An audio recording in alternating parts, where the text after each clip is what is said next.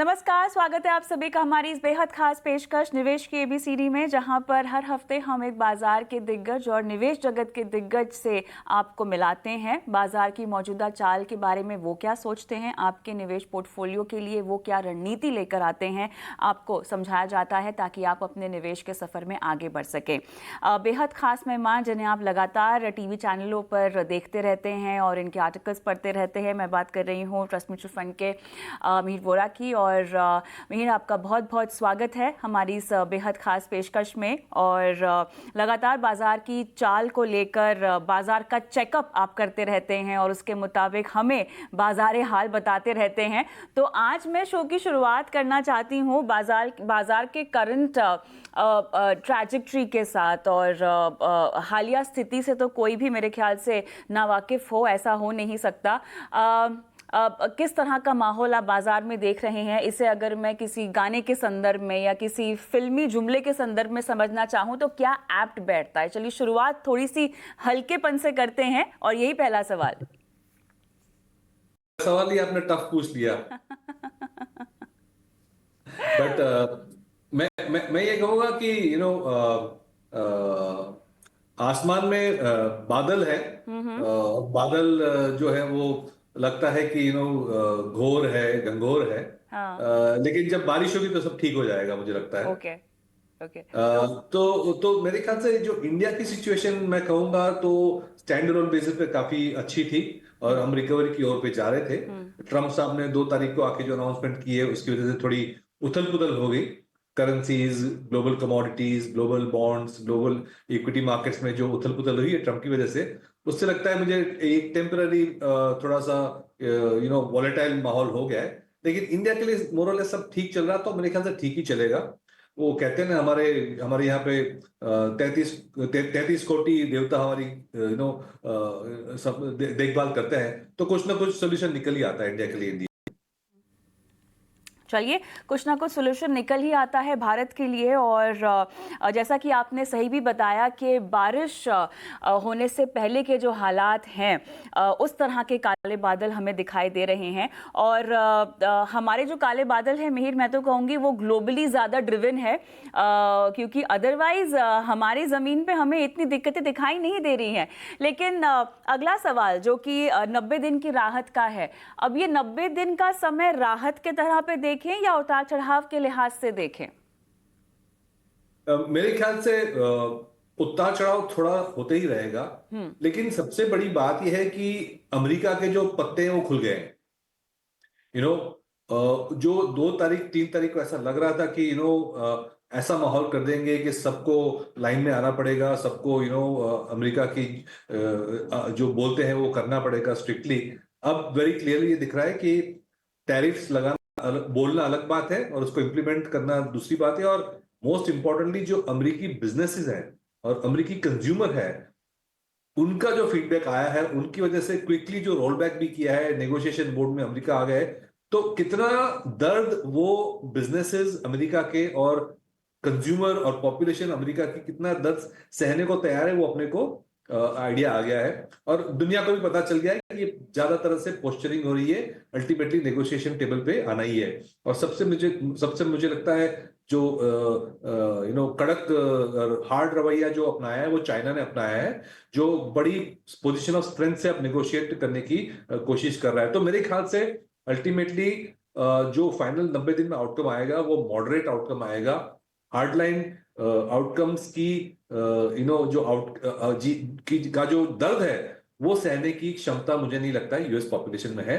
तो मेरे ख्याल से थोड़ी बहुत वॉलेटिलिटी आएगी, लेकिन जल्दी मेरे सिचुएशन संभल जाएगी। दूसरी बात सबसे बड़ा, क्योंकि हम स्टॉक मार्केट की बात करेंगे अल्टीमेटली, तो स्टॉक मार्केट में क्या होना है वही देखना है।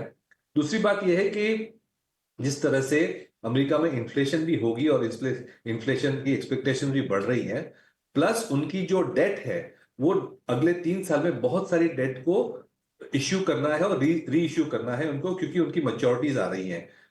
उनको करने के लिए उन्हें इंटरेस्ट रेट्स या तो नीचे रखने पड़ेंगे और या तो ग्लोबल लिक्विडिटीज को फ्लड करना पड़ेगा। मेरे ख्याल से लिक्विडिटी का फ्लड आने वाला है। करेंसी दिखा रही है कि डॉलर वीक हो रहा है, बाकी सारी करेंसीज उसके अगेंस्ट में स्ट्रांग हो रही है। उसका मतलब यह है कि डॉलर प्रिंटिंग चालू होने वाला है। तो मेरे ख्याल से ये माहौल में टिपिकली इक्विटीज के लिए अच्छा रहता है। और पहली बार ऐसा हो रहा है कि डॉलर वीक हो रहा है, रुपी स्ट्रेंथन हो रहा है, बाकी सब करेंसी स्ट्रेंथन हो रही है, जबकि ग्लोबल क्राइसिस है। क्राइसिस में हमेशा लोग डॉलर की ओर दौड़ते थे, ये टाइम उल्टा हो रहा है, लोग डॉलर से भाग रहे हैं, गोल्ड की तरफ जा रहे हैं, इमर्जिंग मार्केट इक्विटीज की तरफ जाएंगे, डॉलर के यील्ड्स बढ़ रहे हैं, इंटरेस्ट रेट्स, इंडिया में इंटरेस्ट रेट्स कम हो रहे हैं। तो ये बहुत ही डिफरेंट सिचुएशन है ये टाइम पे, जो मुझे लगता है कि इंडियन मार्केट्स और इंडियन इकोनॉमी को अल्टीमेटली बेनिफिट करेगी। बिल्कुल, बिल्कुल। देखिए, हमारा जो शो देखते हैं मिहिर, वो छोटी अवधि में भी पैसे लगाते हैं और साथ ही लॉन्ग टर्म इन्वेस्टर्स भी हैं। साथ ही ऐसे भी बहुत सारे लोग हैं जो पिछले 2-3 साल में बाज़ार से जुड़े हुए हैं और इस तरह की बाज़ार की चाल उनके लिए अब नहीं हो सकती है। अब जिन लोगों के लिए ये बाज़ार की चाल नहीं है, उनके पास तो देखिए सीखने का मौका है और वो हो सकता है कि डायरेक्ट स्टॉक्स के ज़रिए निवेश करते हों, वो हो सकता है एसआईपी के ज़रिए म्यूचुअल फंड में निवेश करते हों या लमसम बाज़ार में पैसे लगाते हों।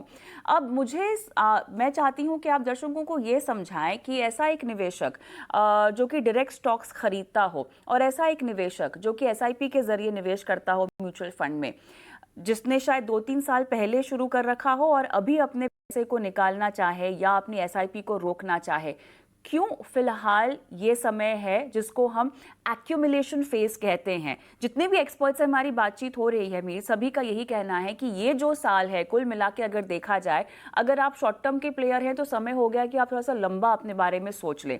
पिछले कुछ सालों के जो गेन्स आपने देखे हैं, अपने इंडिविजुअल स्टॉक पोर्टफोलियो की बात कर ले या म्यूचुअल फंड पोर्टफोलियो की बात कर ले, वो उम्मीद ना बांध के रखें और जितना हो सके एक्यूमुलेट करें। भले ही इंडिविजुअल स्टॉक्स की एक्यूमुलेशन की बात हो या एसआईपी के जरिए म्यूचुअल फंड यूनिट को एक्यूमुलेट करने की बात हो, इसके पीछे आप क्या तर्क देंगे? बिल्कुल, देखिए, अल्टीमेटली जो कहावत है कि time spent in the market is more important than timing the market.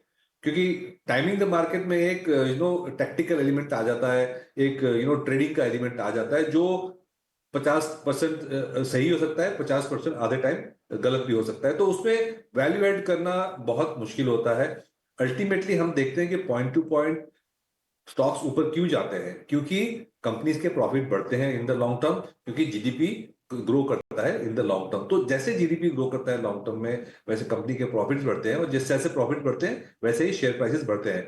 तो इसकी अगर हम कॉन्फिडेंटली बिलीव करके ये प्लान करें कि हम जो भी करेंगे महीने हर क्वार्टर या हर साल एक फिक्स्ड अमाउंट हमें इक्विटीज में डालना ही है, तो वो डिसिप्लिन को तोड़ना नहीं चाहिए। क्योंकि एवरेजिंग या तो सिस्टमैटिक प्लान या तो अक्यूमुलेशन का बेसिक कॉन्सेप्ट यही है कि आप ऊपर में भी लेंगे नीचे में भी लेंगे, लेकिन आपकी average over the longer term ठीक हो जाएगी और वो एवरेज पे कंपाउंडिंग बहुत स्मूथली होती रहेगी। नीचे मार्केट में आप अगर वो तोड़ देंगे रिदम को, तो बिल्कुल जो नीचे वाली एवरेजिंग होने वाली थी नहीं होगी, आपकी एवरेज ऊपर ही रहेगी। तो ये होल कॉन्सेप्ट ऑफ अक्यूमुलेशन या सिस्टमैटिक जो कहते हैं, उसमें सिस्टमैटिक इज मोर इंपॉर्टेंट, उसको चेंज नहीं करना है, उसमें डिविएट नहीं करना है। आपने अगर डिसाइड किया है कि 50% इक्विटीज में जाएगा और वो 50% इक्विटीज में हर महीने इतना इतना जाएगा, वो डिसिप्लिन को बिल्कुल नहीं तोड़ना चाहिए, क्योंकि आपकी लॉन्ग टर्म कैलकुलेशंस वरना अपसेट हो जाएगी। चलिए, अब थोड़ा सा मैं चाहती हूँ कि हम क्योंकि भारत की बात कर रहे हैं, भारत के फ़ायदे की बात कर रहे हैं और बाज़ार में जिस तरह से हमने टैरिफ की खबर के बाद तमाम सेक्टर्स पे गाज गिरती हुई दिखाई दी, फिर एक ऐसा माहौल बाज़ार में फ़िलहाल दिखाई दे रहा है जहाँ पे 90 दिनों की राहत को लेकर बाज़ार सांस भी ले रहा है। लेकिन देखिए, काफ़ी अनप्रेडिक्टेबिलिटी है, अनसर्टिनिटी है, स्थिति अभी क्लियर नहीं है। वर्चुअली जो है नई दिल्ली व्हाइट हाउस की बातचीत शुरू हो चुकी है। खबरें ये भी हैं कि एफएम साहिबा जो हैं वो जाएंगी और मिलेंगी अमेरिका में भी जितने भी रिप्रेजेंटेटिव्स हैं। तो अभी बहुत डेवलपिंग स्टोरी है, पल पल में और हर दिन कोई ना कोई नई नई कहानी हम बनती हुई देख रहे हैं। लेकिन लबोलुबाब यही है कि भारत के लिए बात बन सकती है और भारत के फायदे के लिए बात बन सकती है। अब एक तो अगर ऐसा आउटकम है तब तो हमें काफ़ी सेक्टर्स को लेकर जो कंसर्न था, भले ही वो एक आईटी हो। अच्छा, आईटी को लेकर कंसर्न ये भी था कि ट्रंप साहब की नज़र सर्विसेज पे नहीं पड़ी थी, केवल अब तक वो थोड़ा सा गुड्स पर ही बात कर रहे थे। लेकिन फिर भी जो गाइडेंस आ रही है, अभी तो तिमाही नतीजे भी चल रहे हैं, लेकिन आईटी हो गया, फार्मा हो गया, ऑटो हो गया, इनको लेके जो रेड फ्लैग्स शुरू हो रहे थे, कहीं ना कहीं अगर हमारा ये पॉजिटिव आउटकम आ जाता है तो इनके रेड फ्लैग्स कम हो जाएंगे। पर रणनीति के लिहाज लिहाज से मैं अगर एक ऐसा निवेशक हूं जो कि बाजार में पैसे लगा रहा है, मैं फिर भी कोई रिस्क नहीं लेना चाहूंगा। नहीं, डेवलपिंग स्टोरी में डेवलपमेंट किसी भी तरफ हो सकती है। अगर मेरे लिए कठिनाइयां कम हो जाती हैं, उसके बावजूद भी मुझे थोड़ा सा सतर्कता के साथ ही आगे बढ़ना होगा। ट्रंप साहब तो किसी भी तरह का ऐलान कभी भी कर देते हैं और उसका डायरेक्ट इम्पैक्ट ना भी पड़े, तब भी हमने देखा है कि हमारे बाजार जो हैं ग्लोबली फॉलो करते हुए दिखाई दिए हैं, और वैसे ही बाजार का नेचर भी है। ऐसी सिचुएशन में आप किस तरह के सेक्टर एक्सपोजर की सलाह देना चाहेंगे? क्या आप ये कहना चाहेंगे कि जितने भी इंटरनेशनल फेस सेक्टर्स हैं, जो कि तमाम एक्सपर्ट्स बोल ही रहे हैं, उनमें आपको अपना एक्सपोजर कम कर देना चाहिए? अगर है डोमेस्टिक फेसिंग आपको रहना चाहिए ज़्यादा, हेल्थ केयर, कंज्यूमर, इसमें तवज्जो देना चाहिए आपको ज़्यादा? क्या आपके लिस्ट में क्या क्या सेक्टर्स हैं जो आप पसंद कर रहे हैं? देखिए, हमारी प्रेफरेंस हमेशा लोकल सेक्टर्स पे ज्यादा रही है, एटलीस्ट पिछले 1-1.5 साल से। उसका सबसे बड़ा रीजन ये है कि स्ट्रक्चरली इंडिया की जो जीडीपी ग्रोथ है, इकोनॉमिक ग्रोथ है, वो बाकी दुनिया से सुपीरियर रहेगी, बेटर रहेगी। इंडिया 6 से 7% ग्रो करेगा, वर्ल्ड करीबन 2.5-3% पे ग्रो करेगा, यूरोप तो 0.5 to 1% पे ग्रो करेगा, यूएस में भी 2 to 3% ग्रो करेगा। तो इंडिया की जो ग्रोथ है वो मोस्ट कंट्रीज से बेटर है। तो दैट्स वाई अपने को इंडिया को जो एक टैग मिला हुआ है कि fastest growing large economy in the world, that is very well justified. तो उसमें क्या है कि जब इंडिया की डिपेंडेंसी नहीं है एक्सपोर्ट्स पे, तो India is the least impacted by all this. तो वो भी एक बड़ा रीजन है, क्योंकि एक तो हमारी डोमेस्टिक कंजम्पशन स्टोरी बहुत बड़ी है। हमें हमेशा ग्लोबल जब क्राइसिस होती है तो इंडिया स्टैंड्स आउट, क्योंकि हमारी कंजम्पशन कम नहीं होती है। दूसरी बात यह है कि गवर्नमेंट के पास इंडिया में काफी स्पेंडिंग पावर है अभी भी, क्योंकि हमने अपनी फिस्कल डेफिसिट को अच्छी तरह से कंट्रोल में रखा हुआ है। तो वो एक लीवर भी है हमारे पास। और तीसरी बात यह है कि क्योंकि हम एक्सपोर्ट्स पर डिपेंडेंट नहीं है, तो जब ऐसी क्राइसिस आती है तो हमारी फ्लक्चुएशन जीडीपी की काफी कम होती है। तो इसकी वजह से स्ट्रक्चरली एक India is a good defensive bet from the global point of view. और दूसरा है कि हमारा सेविंग्स पूल जो है वो भी फाइनेंशियल मार्केट्स को अच्छा सपोर्ट कर रहा है। हम देख रहे हैं कि कितनी एसआईपीज आ रही हैं, इंश्योरेंस में कितना फ्लो आ रहा है। तो डोमेस्टिक जो फ्लो है वो भी काफी स्ट्रांग है इक्विटी मार्केट्स का। तो ये सब फैक्टर्स को देखते हुए ग्रोथ, एक्सपोर्ट्स की डिपेंडेंस कम होने का एक्सेट्रा, मुझे लगता है कि अभी भी सेम थीसिस बनी रहेगी कि इंडिया के जो डोमेस्टिक सेक्टर्स है, जैसे फाइनेंशियल्स, वेल्थ और सेविंग्स के लिंक जो सारे सेगमेंट्स हैं, प्रीमियम कंजम्पशन वाली जो आइटम्स हैं, फिजिकल एसेट क्रिएशन में जैसे capital goods, construction, engineering, railway, defence, infrastructure वाले जो पावर, रिन्यूएबल्स, रियल एस्टेट, सारे जो फिजिकल चीजें हैं जो टच एंड फील कर सकते हैं, जो हमें बिल्ड करनी है, जो हमें नेक्स्ट लेवल के ग्रोथ पे ले जाएगी, वो सेक्टर्स में भी हमें काफी पॉजिटिविटी दिखती है।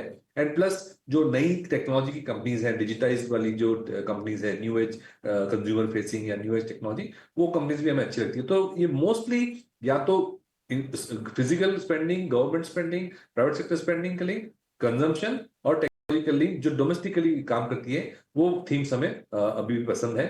और मुझे लगता है स्ट्रक्चरल नेक्स्ट 5 to 10 ईयर्स में भी ये थीम्स बेटर करेंगी। आईटी सर्विसेज है, या मेटल्स है, या ऑयल एंड गैस है, या दूसरी कमोडिटीज हैं, वो सारी सेगमेंट्स जो है उनकी प्राइसिंग ग्लोबल सप्लाई डिमांड से बनती है, जो मुझे नहीं लगता है बहुत अच्छी होने वाली है।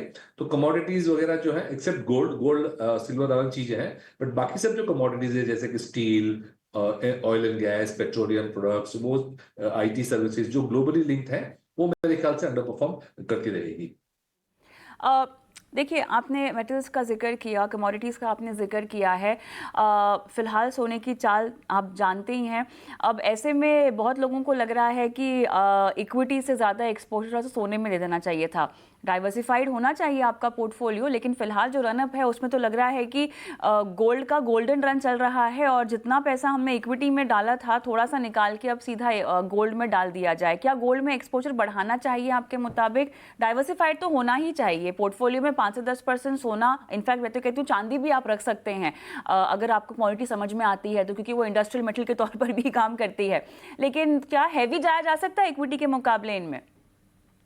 देखिए, कोई भी, फर्स्ट ऑफ ऑल मैं तो गोल्ड पे पॉजिटिव हूँ। तो आपने जैसे कहा 5, 10, 15, 20% एक्सपोजर तो कर ही सकते हैं, बट चेज कोई भी backward looking asset class return, backward looking returns देख के हम फ्यूचर के एसेट क्लास को चेज करें, वो हमेशा सबसे बड़ी गलती होती है। तो आपने अगर 5-10% पहले डाला हुआ है तो मे भी 5-10 5-1% और एक्स्ट्रा कर सकते हैं, बट ये नहीं कि आप 50% गोल्ड में डाल दें, ये कभी नहीं करना चाहिए। हर चीज को डिवर्सिफाइड तरीके से, मेजर्ड तरीके से, और खास करके फ्यूचर लुकिंग एक्सपेक्टेशन से देखना चाहिए, न कि बैकवर्ड लुकिंग। चलिए, अच्छा, मिड कैप स्मॉल कैप के वैल्यूएशंस को लेकर क्या आप अभी भी चिंतित हैं? पिछली बार जब आपसे बात हुई थी तो मुझे याद है कि थोड़ा सा टाइम करेक्शन की बात हो रही थी कुछ कुछ पॉकेट्स में। क्या वो हो चुका है पूरा?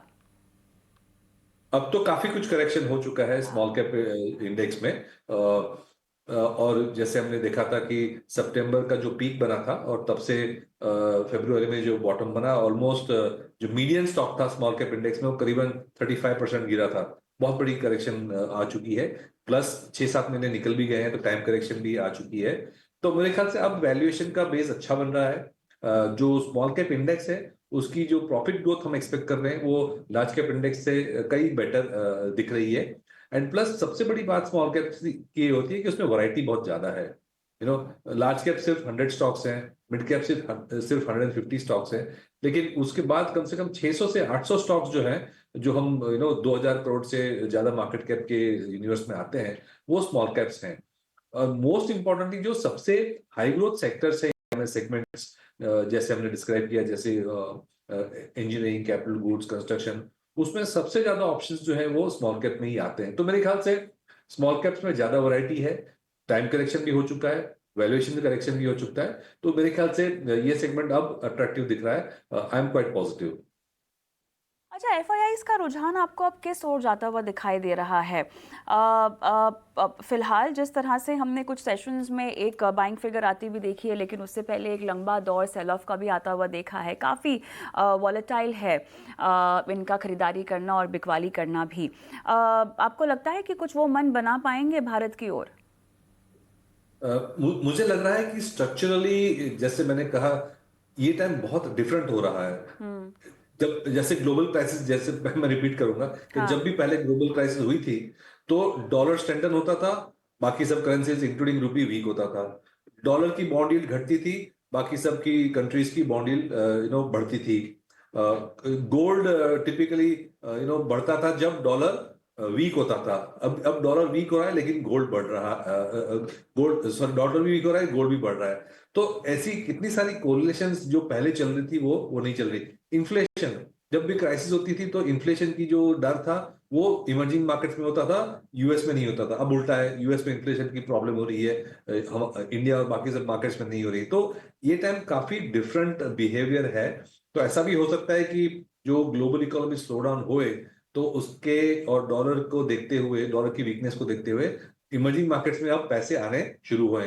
ऑलमोस्ट 10 साल से emerging markets as an asset class ने अंडर परफॉर्म किया है। इंडिया ने इतना अंडर परफॉर्म नहीं किया है, बट बाकी सारी इमर्जिंग मार्केट्स, ब्राजील है, मेक्सिको है, इंडोनेशिया है, थाईलैंड, मलेशिया, सारी इमर्जिंग मार्केट जो बास्केट थी वो डॉलर और यूएस मार्केट्स के कंपैरिजन में बहुत ही अंडर परफॉर्म करी है। तो एक अगर साइकिल में भी हम बिलीव करें कि रिलेटिव वैल्यूएशंस, रिलेटिव ग्रोथ में, खास करके जब यूएस की ग्रोथ स्लो हो रही है तो इमर्जिंग मार्केट्स इंक्लूडिंग इंडिया में पैसे आने के चांसेस काफी अच्छे हो रहे हैं मेरे ख्याल से।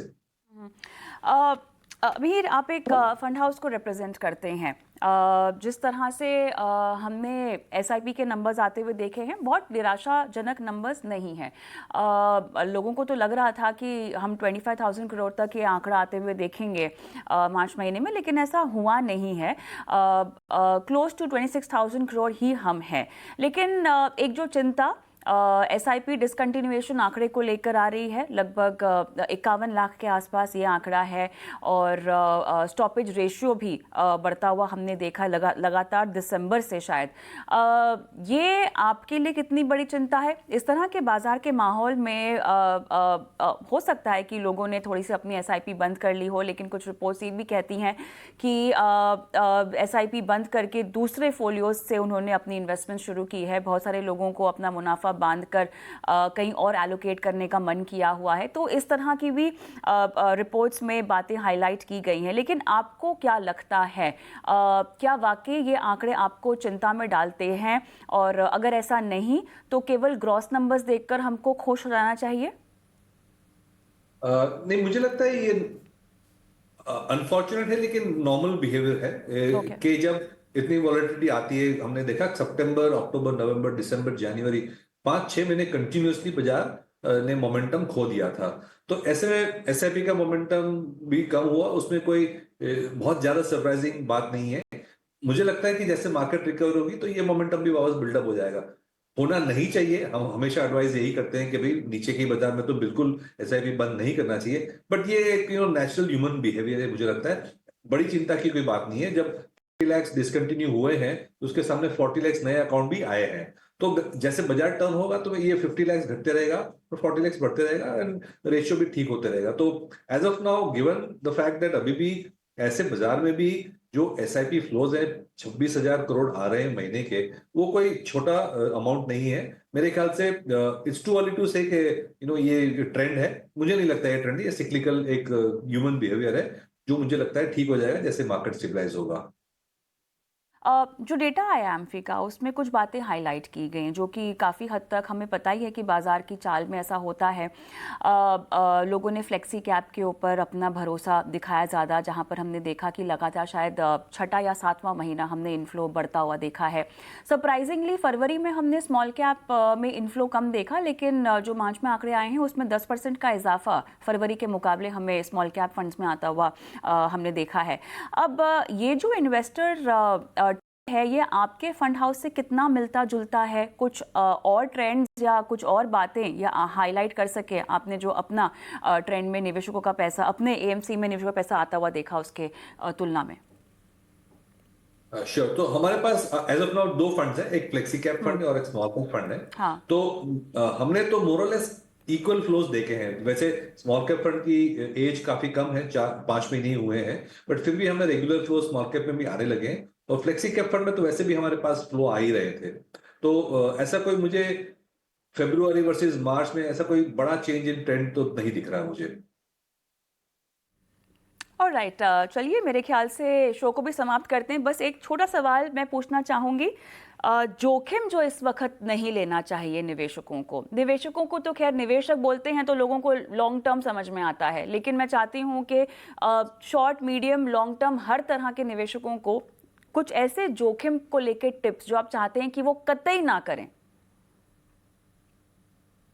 देखिए, अगर आप डायरेक्ट स्टॉक्स कर रहे हैं तो जो लेवरेज वाली कंपनीज है या प्रमोटर की बैकग्राउंड क्वेश्चनेबल है, वैसे एरिया में तो बिल्कुल ना जाएं, क्योंकि वहां पे स्टॉक प्राइस जीरो भी हो सकते हैं। और अगर म्यूचुअल फंड्स में जाते हैं तो एक कोर जो आपका है वो टिपिकली लार्ज कैप या फ्लेक्सी कैप या मल्टी कैप होना चाहिए। और अगर आप स्पेशलाइज्ड फंड्स में जा रहे हो, थीमेटिक फंड्स में जा रहे हो, तो फिर थोड़ा और अपने आप से स्टडी करके जाएं, क्योंकि जो थीमेटिक फंड्स होते हैं, सेक्टर फंड्स होते हैं, उसमें वो सेक्टर के स्पेसिफिक रिस्क ज्यादा होते हैं। तो बहुत जरूरी होता है कि आप वो सेक्टर या वो थीम के रिस्क को अच्छी तरह से समझ के जाएं। वरना टिपिकली म्यूचुअल फंड में ऐसे रिस्क नहीं होती, क्योंकि पोर्टफोलियो डिवर्सिफाइड होता है। 40, 60, 100 स्टॉक्स का पोर्टफोलियो होता है। तो एक स्टॉक में गलती हो जाए तो इतना इंपैक्ट नहीं आता पोर्टफोलियो को, बट वो थीम अगर नहीं चलती है तो फिर आपके लिए रिस्क हो जाता है। तो डिवर्सिफाइड फंड्स है जैसे flexi cap, large cap, multi cap, वो फंड्स में एनीवे आपका बल्क ऑफ द इन्वेस्टमेंट होना ही चाहिए। बट थीमेटिक या वैसे फंड में जाते हो तो उसकी थोड़ी और स्टडी करके जाएं। ऑलराइट, मिहिर, आपके साथ तो जितना हम समय बिताएं उतना कम होता है। जब भी आपसे बात होती है बहुत कुछ सीखने को मिलता है बाजार को लेकर, और रणनीति के लिहाज से दर्शकों को काफ़ी मार्गदर्शन मिलता है। बहुत बहुत धन्यवाद, एक बार फिर से हमें समय दिया और दर्शकों से बातचीत की। धन्यवाद। Thank you Kavita, thanks for having me. Alright, इसी के साथ निवेश की एबीसीडी में मुझे भी इजाज़त दें। अगले हफ्ते फिर से मुलाकात होगी एक नए मेहमान के साथ। नमस्कार।